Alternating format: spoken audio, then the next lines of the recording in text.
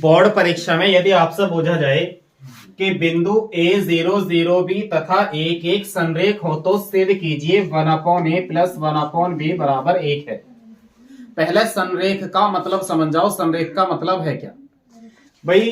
Condition ये कहती है कि संरेखीय तब होगा कोई तीन बिंदु, कैसे संरेख कब होंगे तीन बिंदु, जब किसी त्रिभुज के तीन बिंदु दे रखे हों और उसका क्षेत्रफल निकाल करके 0 आता हो। एक शर्त तो ये है। इसी के अंदर एक बात समझो, त्रिभुज का क्षेत्रफल 0 कब बनेगा, ये स्थिति कब बन के आवेगी कि त्रिभुज का क्षेत्रफल 0 हो जाएगा। भाई सपोज दैट एक बिंदु हमारे पास यहां है, एक बिंदु यहां है, एक बिंदु यहां है, तो इस स्थिति में तो कुछ ना कुछ त्रिभुज का क्षेत्रफल बन के आवेगा, कुछ ना कुछ त्रिभुज का क्षेत्रफल बन के आएगा। तो मतलब क्या होगा कि त्रिभुज का क्षेत्रफल 0 किस स्थिति में होगा कि बिंदु संरेख बन जाएंगे, यानी कि या तो वे तीनों बिंदु एक ही रेखा में आए हों, तीनों बिंदु एक ही रेखा में आए हों, तब उसका क्षेत्रफल क्या आवेगा, 0 आवेगा। क्योंकि क्या इस लाइन का कोई क्षेत्रफल हो सकता है, नहीं भैया, त्रिभुज नहीं बन रहा ना, तीन बिंदु तो हैं पर कोई भी त्रिभुज की आकृति बन के नहीं आ रही, यानी कि यहां पर त्रिभुज का क्षेत्रफल क्या बन जाता है, 0। लेकिन यहां तो त्रिभुज बनता ही नहीं, इसीलिए हम इसके क्षेत्रफल को क्या रखते हैं, 0 रखते हैं। दूसरी शर्त इसमें यह है क्योंकि ये तीनों बिंदु एक ही रेखा पर स्थित हैं, तीनों बिंदु एक ही रेखा पर स्थित है, तो इसलिए ये बिंदु समरेखीय होंगे। भाई तीनों बिंदु एक ही रेखा पर स्थित हैं, अगर तीनों बिंदु एक ही रेखा पर स्थित हैं तो वे बिंदु क्या होंगे, संरेखीय होंगे। तो इसकी दो शर्तें हो गई हमें सोल्व करने के लिए। एक शर्त तो ये हो गई कि यदि हम त्रिभुज का क्षेत्रफल निकाल के 0 के बराबर रख दें तो भी ये संरेखीय होनी चाहिए। दूसरी शर्त ये हो गई कि तीनों बिंदु यदि एक ही रेखा पर स्थित होंगे तो भी ये क्या होंगे, संरेखीय होंगे। तो दोनों तरीके से हम क्वेश्चन को सोल्व करते हैं, जौन सा तरीका आपको अच्छा लगे उस तरीके से आप एग्जाम में करके आ जाइए। करा दिया जाए। देखो ध्यान से, हमारे पास जो तीन बिंदु हैं A0 0B 1 1, ये तीन बिंदु हैं। इसमें हमारे पास x1 का मान है a, y1 का मान है 0, x2 का मान है 0, y2 का मान है 0, x3 का मान है 1, y3 का मान है 1, y2 का मान है बेटा b। चूंकि बिंदु संरेखीय हैं, चूंकि बिंदु कैसे हैं, बिंदु संरेख हैं। अगर संरेख हैं, क्योंकि बिंदु संरेखीय हैं तो त्रिभुज का क्षेत्रफल क्या होगा बेटा, 0 होगा। त्रिभुज का क्षेत्रफल क्या होगा, 0 होगा। तो त्रिभुज के क्षेत्रफल का फॉर्मूला क्या होता है, 1/2 x1 y2 minus y3 plus x2 y3 minus y1 plus x3 y1 minus y3 bracket बंद is equal to 0, y1 minus y2। ये जो 1/2 है ये कहां चला जाएगा बेटा, 0 में। तो x1 की वैल्यू कितनी है हमारे पास, a, y2 की वैल्यू b, y3 की वैल्यू 1, x2 की वैल्यू 0, y3 की वैल्यू 1, y1 की वैल्यू 0, x3 की वैल्यू 1, y1 की वैल्यू 0, y2 की वैल्यू b, और बराबर में कितना है 0। और ये 1/2 किसके बटे में पहुंच गया, 0 के, तो वो भी क्या बन गया, 0 बन गया। मल्टीप्लाई करो, a की b के साथ करेंगे a b, a की a के साथ करेंगे a, 0 की मल्टीप्लाई इसमें करेंगे तो 0 ही आएगा, a की मल्टीप्लाई b के साथ करेंगे तो b बराबर में कितना है, 0। यहां पर है हमारे पास ab minus a minus b is equal to 0। a b को बराबर से इधर ले जाओ तो माइनस ए माइनस बी यहां पे बचा, यहां हो गया माइनस ए बी। यदि यहां से माइनस कॉमन ले लें हम तो a प्लस बी बराबर हो गया माइनस के, ए बी माइनस से माइनस कैंसिल, तो ये बना a प्लस बी बराबर के, ए बी को इसके बटे में भेज दो तो a प्लस बी बटे ए बी बराबर में कितना रह गया, अलग अलग बटे में भेज दो, A upon A B plus B upon A B बराबर के 1, ए से ए कैंसिल, बी से बी, हमारे पास बचा 1 upon B plus 1 upon A बराबर के 1। और यही क्या करना था, हमें प्रूफ करना था कि 1 upon A plus 1 upon B is equal to 1 होगा। क्वेश्चन अच्छे से समझ में आ गया। अब बात करते हैं हम कि हमने बताया था कि यदि तीनों बिंदु संरेख हैं तो ये एक ही रेखा पर स्थित होंगे तीनों बिंदु, तो वो किस तरीके से सॉल्व करेंगे उसे भी समझ लेते हैं। तो यहां ऐसे समझो, इसे कॉपी करने की जरूरत है, कॉपी कर लो। तो क्वेश्चन है बेटा सेम इसी तरीके का जो अभी हमने किया है, लेकिन अब क्या हम तरीका चेंज करने वाले हैं कि दूसरे तरीके से कैसे कर सकते हैं। यदि बिंदु a0 0b तथा xy संरेख हैं तो सिद्ध कीजिए x upon A plus y upon B बराबर क्या होगा, 1 होगा। भाई बिंदु संरेख हैं तो बिंदु एक ही रेखा पे स्थित होंगे या नहीं होंगे, एक ही रेखा पे स्थित होंगे। तो क्यों ना हम इन दो बिंदुओं से जाने वाली रेखा का समीकरण निकाल दें कि जो हमें बिंदु दिए हुए हैं, बिंदु a0 0b से जाने वाली रेखा का समीकरण निकाल लो, रेखा का। और दो बिंदुओं से होकर जाने वाली रेखा का समीकरण होता है x1 y1 तथा x2 y2 से होकर जाने वाली रेखा का समीकरण क्या होता है, y माइनस y1 बराबर y2 माइनस y1 बटे x2 माइनस x1 और x माइनस के x1। ये होता है दो बिंदुओं से जाने वाली रेखा का समीकरण कि जब भी कोई रेखा दो बिंदुओं से होकर जाएगी और हमें रेखा ज्ञात करनी पड़ जावे तो हम ये वाला फॉर्मूला अप्लाई कर देंगे। क्लियर है।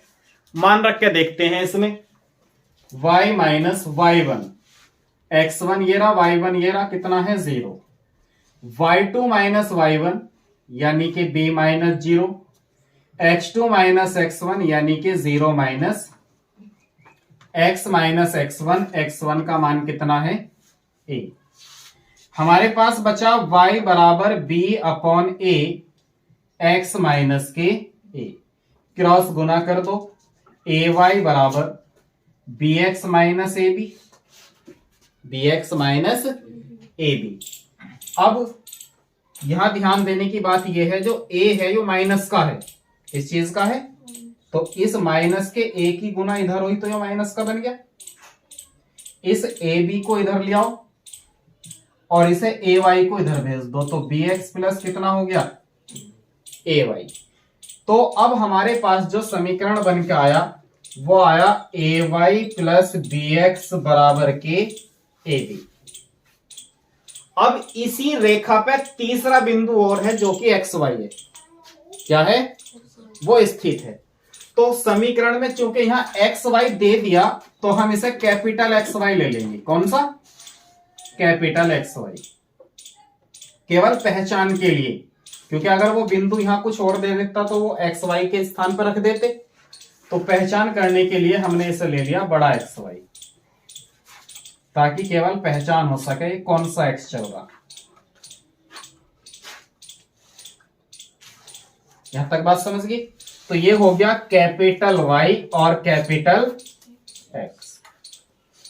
अभी जो तीसरा बिंदु है वो भी कहां है, इसी रेखा पर है, इसी रेखा पे। तो हम कहेंगे चूंकि एक्स वाई रेखा पर क्या है, स्थित हैं। अब ये इसी रेखा पे स्थित है तो x की जगह x रख दो, y की जगह y रख दो। तो a into small y, capital Y की जगह क्या आया, और स्मॉल कैपिटल X की जगह क्या आएगा, स्मॉल x, बराबर में कितना, इसे इसके बटे में भेज दो, ए वाई प्लस बी एक्स बटे में कितना पहुंच गया, ए बी बराबर में अलग अलग बटे में ए वाई बटे A B plus B X बटे ए बी बराबर में कितना हो गया, ए से ए कैंसिल, बी से, तो y बटे B plus x upon A बराबर 1। इसे ही कह सकते हैं x upon A plus Y बटे बी बराबर कितना होगा, 1 होगा। क्लियर है? तो जौन सा भी तरीका आपको अच्छा लगे वो बढ़िया है। वैसे त्रिभुज वाला फॉर्मूले से ज्यादा आसान था, क्योंकि यदि हम त्रिभुज वाला क्षेत्रफल लगाएंगे तो उससे जल्दी आ जाएगा। बात आएगी समझ में? चलते हैं नेक्स्ट क्वेश्चन पे। है बेटा कि बिंदु P -4 6 बिंदुओं A -6 10 और 3 -8 को जोड़ने वाले रेखाखंड को किस अनुपात में विभाजित करता है?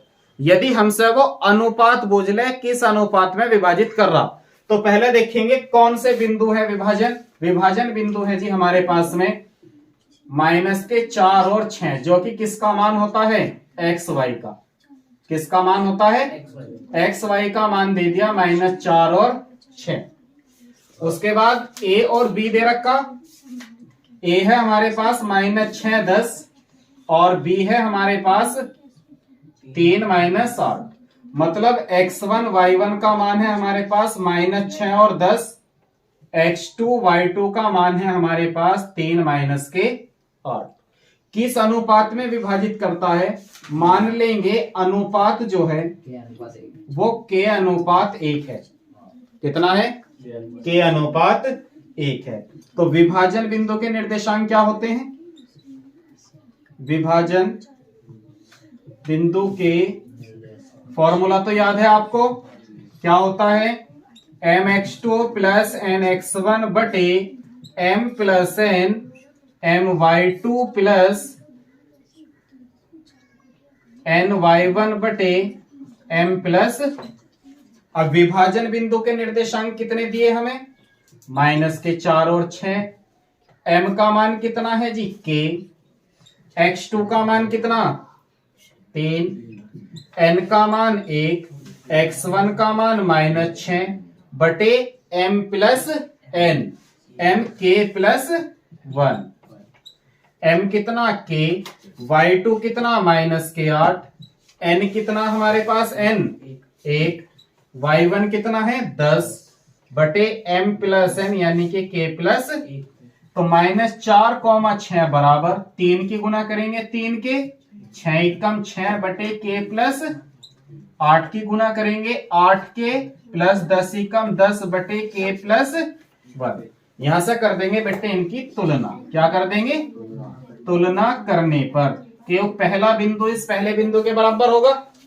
कहेंगे कि 3k -6 बटे k प्लस 1 बराबर होगा किसके, -4 के।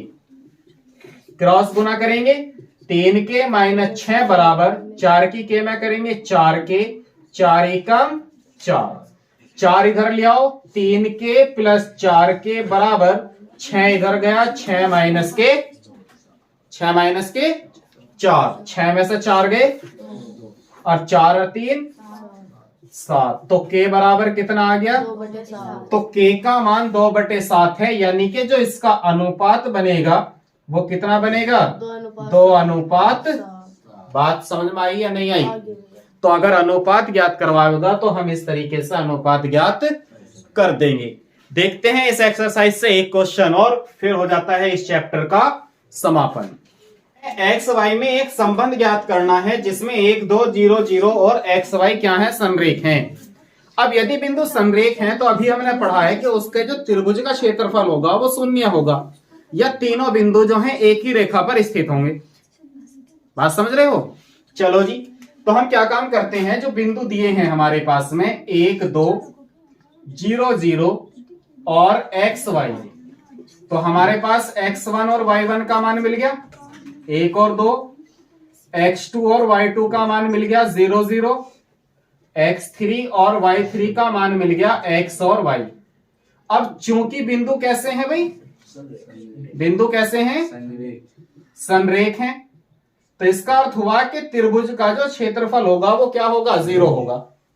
क्या होगा, 0। अब हमें याद होना चाहिए त्रिभुज के क्षेत्रफल का फॉर्मूला, और फॉर्मूला क्या है, 1/2 x1 y2 minus y3 plus x3 y3 minus y1 plus यहां पे x2 आएगा x3 y1 माइनस y2 बराबर में ये 1/2 कहां चला जाएगा इसके 0 में। तो x1 की वैल्यू कितनी है 1, y2 की वैल्यू कितनी है 0, y3 की वैल्यू y प्लस x2 कितना है 0, y3 y, y1 है 2, x3 कितना है जी x, y1 कितना है 2 और y2 कितना है 0, बराबर में भी कितना है 0।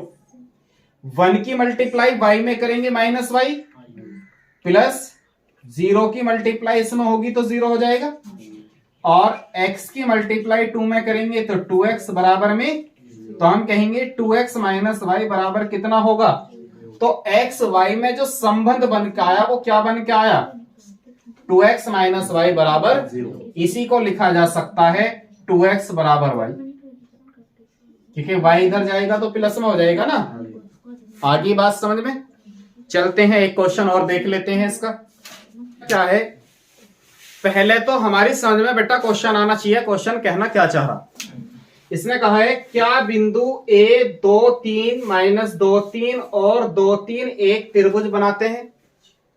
अब यदि ये बिंदु एक त्रिभुज बनाते होंगे, क्या करते होंगे त्रिभुज बनाते हैं, यदि हां तो इस प्रकार बने त्रिभुज का प्रकार ज्ञात कीजिए। क्या ज्ञात करना, प्रकार ज्ञात। अब अगर ये तीन बिंदु एक त्रिभुज बना रहे होंगे, क्या बना रहे होंगे त्रिभुज बना रहे होंगे, तो उनका प्रकार हमें ज्ञात करना है। क्या ज्ञात करना, और त्रिभुज का प्रकार बताने के लिए हमारे पास होनी चाहिए उसकी भुजाएं। अगर उस त्रिभुज की कितनी भुजाएं होंगी 3, अगर तीनों भुजा बराबर आ गई तो त्रिभुज कैसा होगा समबाहु। कैसा होगा समबाहु त्रिभुज। और यदि उस त्रिभुज की 2 भुजाएं बराबर आ गई और तीसरी अलग आई तो त्रिभुज कैसा होगा समद्विबाहु। और यदि उस त्रिभुज में एक भुजा का स्क्वायर अन्य 2 भुजाओं के स्क्वायर के योग के बराबर आ गया तो त्रिभुज कैसा होगा समकोणीय। कैसा होगा, क्योंकि वहां पाइथागोरस प्रमेय वाला रूल लग गया ना।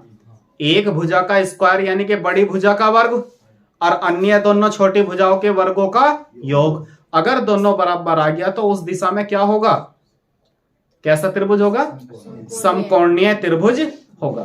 तो सोल्व करो ऐसा बहुत स्पीड से।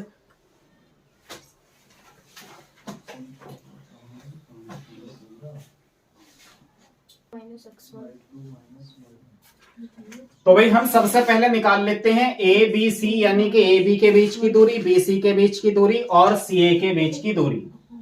ए हमें दिया है 3 2, बी हमें दिया है -2 -3 और सी हमें ज्ञात है 2 3।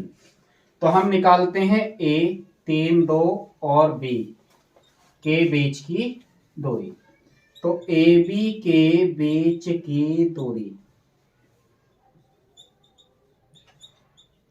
क्या फॉर्मूला होगा, रूट x2 माइनस x1 का होल स्क्वायर यानी कि -2 -3 का whole square, y2 minus y1 का होल स्क्वायर -3 -2 का होल स्क्वायर, 3 और 2 5 -5 का होल स्क्वायर प्लस 3 और 2 5 का होल स्क्वायर। 5 पंजे 25, 5 पंजे 25, 25 और 25 कितना हो गया बेटे 50, और 50 को लिखा जा सकता है 5√2। आगे बढ़ेंगे, अब निकालेंगे BC के बीच की दूरी। BC के बीच की दूरी, तो B के पॉइंट जो है हमारे पास -2 -3 है और C के पॉइंट 2 3 है। रो x2 minus x1 minus plus हो जाएगा, y2 minus y1 minus plus हो जाएगा। 2 2 4, 4 का स्क्वायर 16, 3 और 3 6, 6 का स्क्वायर 36। तो ये कितना बन गया 6 और 6 12, 3 और 1 4 और 1 5 यानी कि रूट 52। आगे चलते हैं, सी ए निकालते हैं। सी ए के बीच की दूरी क्या होगा? सी है हमारे पास में 2 3 और ए है हमारे पास में 3 2। फॉर्मूला अप्लाई करते हैं, x2 माइनस x1 यानी कि 3 माइनस 2 का whole square, y2 minus y1 2 minus 3 का होल स्क्वायर, 3 में से 2 गया 1, 1 का स्क्वायर 1, 3 में से 2 गया माइनस 1, 1 का स्क्वायर 1, तो ये बना √2। तो आप देख पा रहे होंगे ये है √50, ये है 52 और ये है √2। 50 में यदि 2 जुड़ जाएगा तो किसके बराबर हो जाएगा? 52 के। तो यहां पर एक पाइथागोरस प्रमेय अप्लाई होती है।